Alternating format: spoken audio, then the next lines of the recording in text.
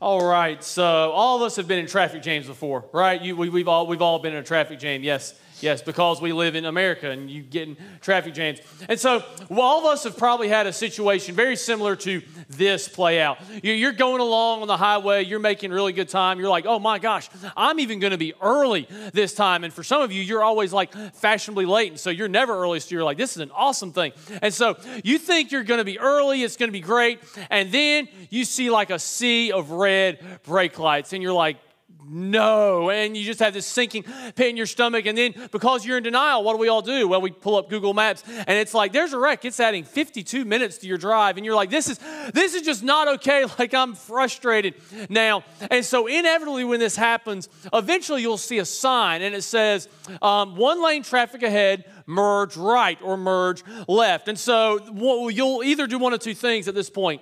The rule followers, you go ahead and get over because you're like, well, I know I'm supposed to get other, and I really, really don't like those people who kind of zoom along, and then they should get over, and they're really bad people, and they're the reason that traffic is not moving, because then everybody's got to stop to let them over, and you just think really bad thoughts about that person. We've all been there, right? And it's easy to think thoughts about that person until you are that person, which I was that person very, very recently. But I had a really good reason, because we were like 15 minutes from my parents' house, and then we hit traffic, which is normally not a super big deal, except we had a fussy toddler in the back seat, and that is not okay. And so I was like, this lane is emptying, and I can see like miles of clear road. So I know I have always like hated on the person who got over early, who waited to get over, but I'm going to be that person because I've got a good excuse. I've got a fussy toddler. So I think I can cut off like 10 minutes of my thing if I'll just like break the rules and get ahead of everybody. And so I did that, driving 70 miles an hour. Do you think I felt bad about it? No, I did not feel bad. I was like, suckers, I'm making good time, and I've got a toddler, and so do not judge me. I am moving on. And so like, now, I'll be honest, that's the first time in my life I've ever done anything like that. I don't know that it'll be the only time. If I've got a kid in the back seat, it probably won't be the only time. But the point in that is this. Man, it's really easy to get frustrated at other people for not keeping the rules until you kind of get to the point to where keeping the rules isn't really convenient for you, and so you're like, I think I'm gonna break this thing too. We're all prone to get frustrated at other people until we're in that situation, but it goes to an idea that is very tempting to get into, and the idea is this. We're all prone to hold other people to a standard that oftentimes we don't even keep. Like, we'll get frustrated and say, well, this person should do this, and that might even be true. But so often, if we'll pause and step back, we'll be like, but I'm not even sure I do that. Right? Like, we're prone to hold other people to a standard that we don't even keep. And interestingly enough, this is the reason why so many people that maybe grew up in church, grew up around Christianity, grew up knowing about Jesus, ultimately decided to walk away, because they saw a lot of people talking about a standard and wanting to hold people to a standard that they didn't even keep. Like perhaps that describes some of you in the room. Perhaps it describes you watching online. Perhaps you heard maybe about the pastor, or you were around the pastor who, man, he always talked so passionately about sex belonging in marriage. Adultery is bad. And then 2 years later had an affair. So you're like, well, this guy clearly didn't believe what he was saying, or else he wouldn't have done that. Or perhaps maybe you grew up in student ministry and you knew kind of the holier than thou type that was on Wednesday night, like the student. And there's one in every student ministry most of the times. There's always the one who acts like they're all better than everybody else. But you knew what they did on the weekend, and you're like, man, this person is so fake. Like, they act like they're awesome, but then on the weekend, like, I know exactly what they're doing. And it just kind of frustrated you and left a really sour taste in your mouth. Or maybe the thing is that you're dealing with is the coworker who, man, they talk all about the love and the grace and the mercy and the forgiveness of God. But then you see them on social media, and they argue with everybody who has like the slightest disagreement with them, whether it's on the finer points of theology or what football team is awesome or about politics or anything. And you're like, man, like, I'm not so sure I can buy what they're saying about God's love and His grace and His mercy when like it doesn't seem they actually believe it. And the conclusion that some of us came to, or maybe the conclusion you've come to at this point, is, man, how can this thing actually be real if the people who proclaim it seem to be so fake.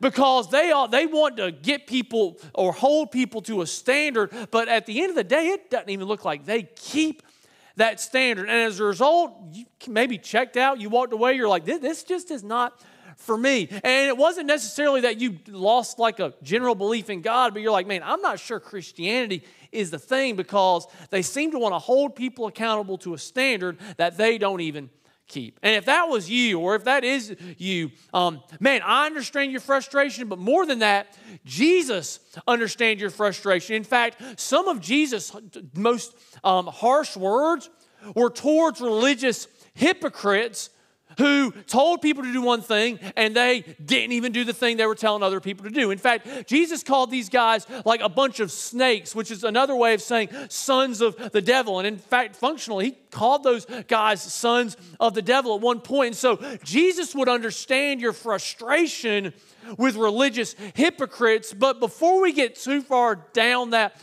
road and just spend like 30 minutes just bashing hypocrites, I think it's good and wise for us to hit the pause button and let Jesus speak into our lives, because if we go too far down that road, man, we'll actually become the thing that we don't even like to begin with. And so with that in mind, Jesus is going to tell us something in Matthew chapter 7. And this thing that he's going to say is about 2/3 of the way through his message that scholars call the Sermon on the Mount. Last week we looked at the closing of his message. We're going to look at something today that's about 2/3 of the way through it. And I think there's a reason he puts it right there, and we'll talk about that in a second. But first, let's go ahead and read what he said. Matthew chapter 7, starting in verse 1, he says this. Do not judge, or you too will be judged. For in the same way you judge others, you will be judged, and with the measure you use, it will be measured to you. Now, here's what I find just fascinating about this. Outside of John 3:16, this is probably the single most well-known verse in all the Bible. And in fact, if you're not a Christian, whether you're in the room or online, I'm super happy you're here, you probably know this verse. You probably know that the Bible says, do not judge. It's very well known, but you know what is also true? It's very misunderstood. Because here's how we tend to use this verse. Say you're at the office and man, you need sugar and you need caffeine in the morning. And I get that. I need caffeine in the morning. I love caffeine, by the way. It's awesome. It is a gift, a beautiful gift. And everybody who loves coffee said amen. But so say you're at the office and man, you're hungry. You need caffeine. And somebody brought Krispy Kreme donuts, like the whole box. And that's come up twice as an illustration in the last 2 weeks. Maybe I need Krispy Kreme. I don't know. And then you see somebody brought fresh coffee in. And so you're like, I'm just going to take the whole thing, and then a coworker sees you and they're like, that's not right. And you're like, don't judge me. I need sugar and I need caffeine. You cannot, the Bible says do not judge. You cannot judge what I'm doing. Yeah, and it sounds right, but what we're really doing is we're using that verse as a shield from any evaluation or any criticism of our behavior. And it begs the question, well, is that what Jesus is talking about? And the answer there is, well, no. When Jesus says don't judge, he's not saying that now you have a blanket shield from anybody ever saying, I think what you're doing is wrong. And actually, when you consider the fact that part of living in community together is holding each other accountable, Jesus is not saying, well, you can't ever tell anybody that they're wrong, because that would be judging. That is not what he's saying at all. So don't think that Jesus has given us a Bible verse to give us like blanket immunity from anybody saying, I don't think what you're doing is right. So it begs the question, well, what is he actually saying? What he's saying is this, and remember where this comes up in his message, about 2/3 of the way through, because this is how we get to what he's saying. Why do you think Jesus puts this 2/3 of the way through a message? Here's why I think he does it. Because he knows how we all tend to act when we listen to any sort of preaching. Because here's what happens, and we've all done this, so don't try to say you haven't. Preacher will say something or whatever, and we're like, oh man, if so-and-so was just here to hear this. Because man, this is good, and they're an idiot, and they really need the Lord to rebuke them, if they were just listening, I'm going to share this message to them, which you should do anyway, by the way, because they really need to hear this point because their life is screwed up and they make dumb decisions, and this would help them. We do that, right? Or the better one is you're sitting next to your spouse or maybe even your kid, and the pastor says something, and you're like, pay attention, because this is for you. This is for you. You need to hear this. And Jesus knows we react like this. So I think about 2/3 of the way through this message, he's saying, hey, let me just pause and make a point here. Before you go thinking about what other people need to do, or the person sitting next to you needs to do, or the person who's not here that you wish was here needs to do, like just pause. And instead of thinking about how messed up other people are, like let's look at your behavior. Because we tend to think, oh man, if other people would just do this. But Jesus is like, no. Don't go judging somebody else, because the reality is you've got stuff to deal with. And so often when we sit in the seats or we sit at home or whatever, we can think other people need to do something, but reality is we're often engaging in the very thing we hate because we're trying to hold people to a standard that we don't even keep. So the point Jesus is making here is not that you can't say something is wrong, not that you can't evaluate somebody's behavior. The point he's making is this, you can write it down. I cannot hold others to a standard I don't keep myself.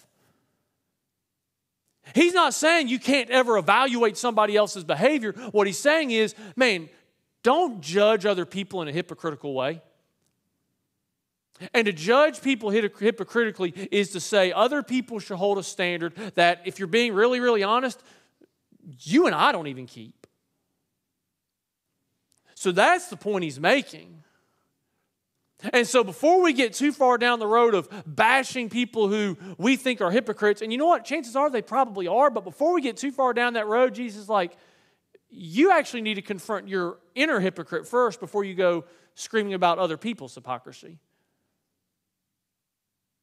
And actually, interestingly enough, and I say this very, very kindly, if your reason for walking away from the church or walking away from Christianity was they're a bunch of hypocrites, that was both a really illogical decision and a super hypocritical one, and here's why. To say other Christians are hypocrites when you're not a Christian is kind of sort of admitting that the standard of Christianity is the right one to begin with, because after all, if it's not the right one, then why would it even be a problem? So you're almost conceding the point that it's the right thing to do, and it's illogical to walk away from something you know is right to start with.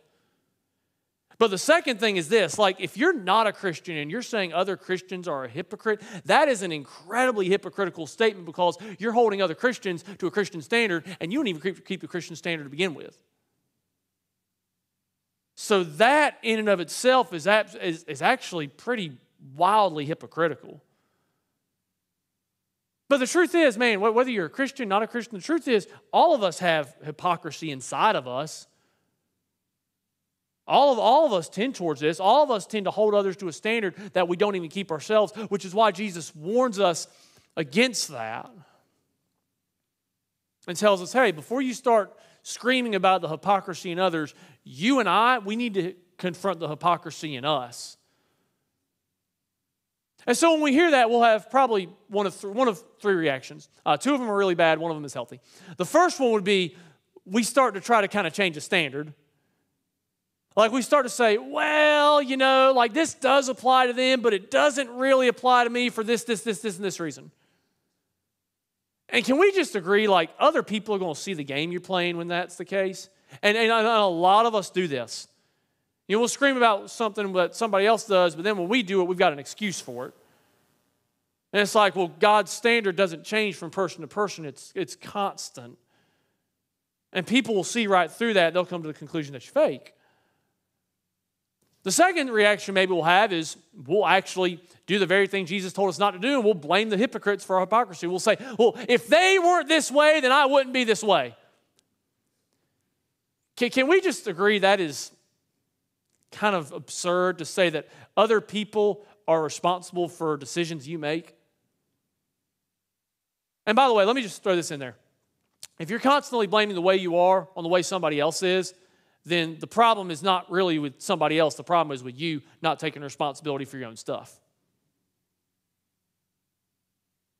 So we can't change a standard. That's fake. You can't blame other people because at the end of the day, that's fake because guess what? God gave you a brain and you can actually use it to make different choices.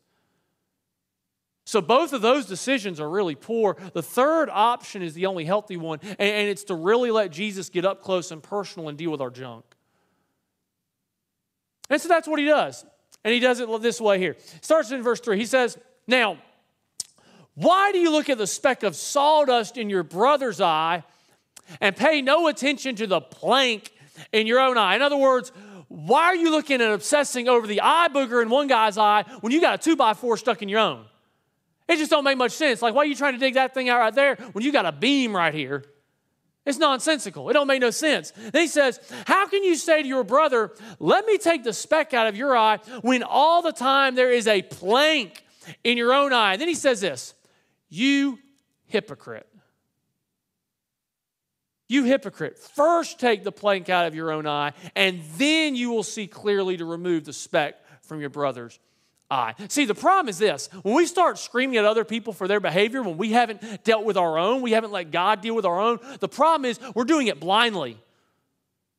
Because Jesus says the problem here to start with is you can't see. And if you can't see, you know what's going to happen? You're going to be a danger to yourself and a danger to others. For example, if you've had frost on your windshield, and all of us have had this, it's probably not a wise idea to start driving until the frost is gone, right? But here's what most of us do. We scrape off just a little bit, and then we peer through that tiny hole, and we're like, I'm making progress. Can we admit we've done that, everybody online? Yes, you're guilty too. We've all done that. It is not smart. It's really not smart if you kind of are leaving home when the sun is in the east and you're heading east, because then it is blinding. And it's like, I can't move because if I do, I will be a danger to myself or a danger to other people. That's the problem with not being able to see. And so Jesus says, hey, the very first problem here is you need to have your vision dealt with. You need me to do eye surgery on you so that you can see, because if you can't see and try to address the problems in other people, you're going to be a danger to yourself and to others. The idea here is this: before I address the problems in others, I need Jesus to address the problems in me. Before I go and point out the sins of everybody else, which we all love to do, it's a lot easier to focus on the crap other people are dealing with than our own crap. I need to let Jesus deal with my stuff. I need Jesus to address my problems. Because at the end of the day, here's the reality. God does want us to be helpful to other people. God does want us to be able to serve other people. God does want us, especially in the local church and Christian community, to hold each other accountable. But if we're going to effectively do that, we need to let Him deal with our stuff. We need to let Him address our problems so that we can see in the first place. Because at the end of the day, this is not just about you. This is about you helping and serving other people as well. At the end of the day, if you can't see, you're going to take the wrong approach to people. And so Jesus goes here next, and in verse 6, I've always wondered why in the world Jesus put this verse right here in the middle of this conversation, because it just seems really, really out of place. But what he says is this. He says, do not give dogs what is sacred, and do not throw your pearls to pigs. If you do, they may trample them under their feet and turn and tear you to pieces. For years, I've been like, what in the world is up with that? That just seems really disjointed and really out of place. Why does he put it right there? And it hit me this week. Here's why he says this. When he talks about pearls and what is precious and what is sacred, he's talking about truth there. That's the idea. And he says you don't give it to people who are not going to receive it well or treat it well. But you know what happens when we go around wanting to confront other people and their problems when we haven't dealt with our problems? They're not going to receive anything you're saying, even if it's true. They're not. Because they're going to look at you and they're going to be like, well, why should I do what you're saying? You don't even do that. And so they're going to reject it. They're going to treat it poorly, just like a dog would treat pearls or a pig would treat pearls badly. But then the thing that's going to happen on the other side of that is they're going to treat you badly. They're going to trample you and tear you to pieces. That's what happens when we try to correct other people when we don't even live out what we're trying to say. First, they don't believe what we're saying anyway. And second, they're like, well, you're just completely discredited, and they trash you verbally. And you know what? You had it coming if you approached it without letting Jesus deal with your stuff to start with. So Jesus is saying, hey, before you ever consider addressing the problems in other people, let me address the problems and you let me help you see, because if you can't see, not only will you be a danger to yourself and a danger to others, you will always choose the wrong approach. And we know that when you can't see something properly, you don't know the right thing to do. For example, when I was 12 years old playing Little League, I began to be aware that my vision was not as good as it used to be because I couldn't quite see the catcher's signs. And so I'd be squinting in there, and I couldn't see if it was a 1 for fastball or a 2 for curveball. And I didn't really like throwing curveballs anyway, so I was like, I think he's calling for a curveball, but I'm not sure, so I'll throw a fastball anyway. And the guy hit it out of the ballpark. And so I concluded, I need help because I can't see, and if I can't see, I'll have the wrong approach. The same thing is true here. When you can't see correctly, when you and I are blinded by our own hypocrisy, we will choose the wrong approach to people, and the result will be they don't receive the truth, and we ultimately get discredited. So if we're actually going to be helpful to ourselves and helpful to other people, we need to be able to see. So how do we do that? Well, Jesus goes here next, verse 7. He says, ask and it will be given to you, seek and you will find, knock and the door will be open to you. For watch this, everyone who asks receives, and the one who seeks finds, and to the one who knocks the door will be opened. If you want to be able to see, just ask Jesus. Literally, that's what Jesus is saying. Hey, you've got a vision problem. You're blind in your own hypocrisy. Ask me for help. Ask me for help. There's not a single person on planet Earth that if they ask Jesus sincerely to help them, he won't. And he wants to. In fact, watch what he says next. In verse 9, he says, which of you, if your son asks for bread, will give him a stone? Or if he asks for a fish, will give him a snake? Obviously, the answer there is, well, no good parent would do that. Like if my little kid wants a banana, I'm not going to give him a rock, even though, to be honest, rocks are almost as interesting to him at this age as bananas are. And he will eat them just like he will a banana, so you have to be vigilant, that sort of thing. He'll eat a pebble like that. But if my kid asks for something good, I'm not going to give him something bad in return. And that's the point Jesus is making. Like, as a parent, you're not going to give your kid something bad if he asks for something good. And then he says this in verse 11. If you then, though you are evil, know how to give good gifts to your children, how much more will your Father in heaven give good gifts to those who ask him? If you ask Jesus for help, if you ask Jesus to help you see correctly, he'll help you do it. So how do we do that? Well, it leads to this. I will seek Jesus so I can see. I will seek Jesus so I can see. I will run as hard as I possibly can after Jesus so that I can see the way he sees. Because Jesus said, if you seek, guess what? If you ask, you'll receive. I'm here to help. I want to help. The Father wants to give you eyes so you can see clearly and deal with your own stuff and help other people.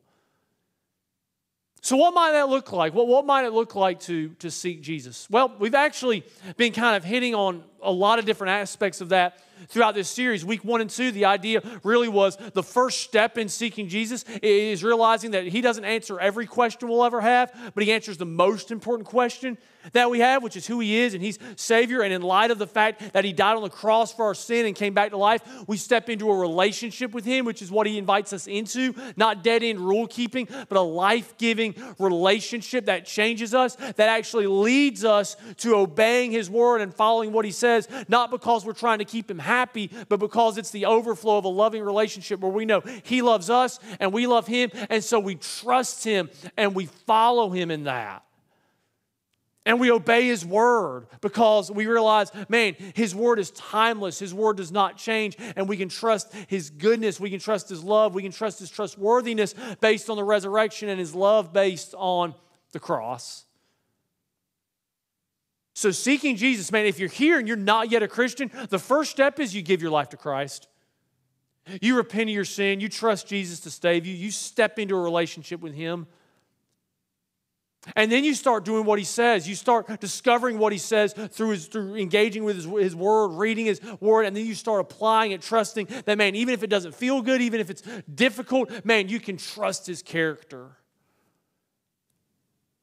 But there's actually a third thing that seeking Jesus involves, because seeking Jesus is never primarily about you, never just about you. It always has a very outward thrust. And the outward thrust is really summed up in what Jesus says in verse 12. But He says this: so in everything, do to others what you would have them do to you, for this sums up the law and the prophets. The idea there is this: part of seeking Jesus, asking for help, and changing the way you approach other people is simply learning to serve other people. You could put it this way: seeking Jesus means serving others. Seeking Jesus means serving other people. You might say, well, why is that? How is that seeking Jesus? Well, in seeking Jesus, we become more like Jesus. Because Jesus said He didn't show up to be served, but to serve and give His life as a ransom for many, ultimately dying on the cross for people's sin. And so when you serve, guess what? You start to become more like Jesus. In fact, that is ultimately why we have serving opportunities, volunteer opportunities here at LifeSpring. It's not to make you busy. It's to help you do two things. One of those things is to show other people Jesus, because when you serve, you show other people. But the other reason is so you can become like Jesus. And so here's kind of the takeaway. Very near you, there's a card, and it says, it has different serving opportunities. I want you to pick that up real quick. If you are not yet on a volunteer team here at LifeSpring, here's what I want you to do. I want you to put your name on the card, check which team you want to be involved in, and just drop it in the offering box on your way out.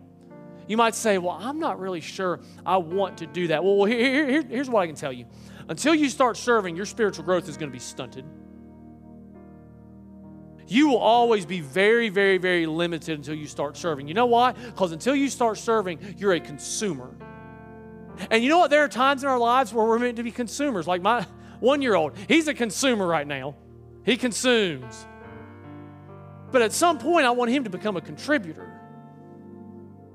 And as we follow Jesus, as we seek Jesus, as we grow in our relationship with Jesus, Jesus wants to move us from a baby, from being a consumer to being a contributor. And one of the ways we do that is by serving. And here's what happens when you serve. First off, you become like Jesus because Jesus was a servant. In fact, I would argue you are never more like Jesus than when you are full bore engaged in serving other people. And let me go one step further with this. Men in the room, guys in the room, this doesn't need to be something that you're like, oh, my wife will do this, but I won't.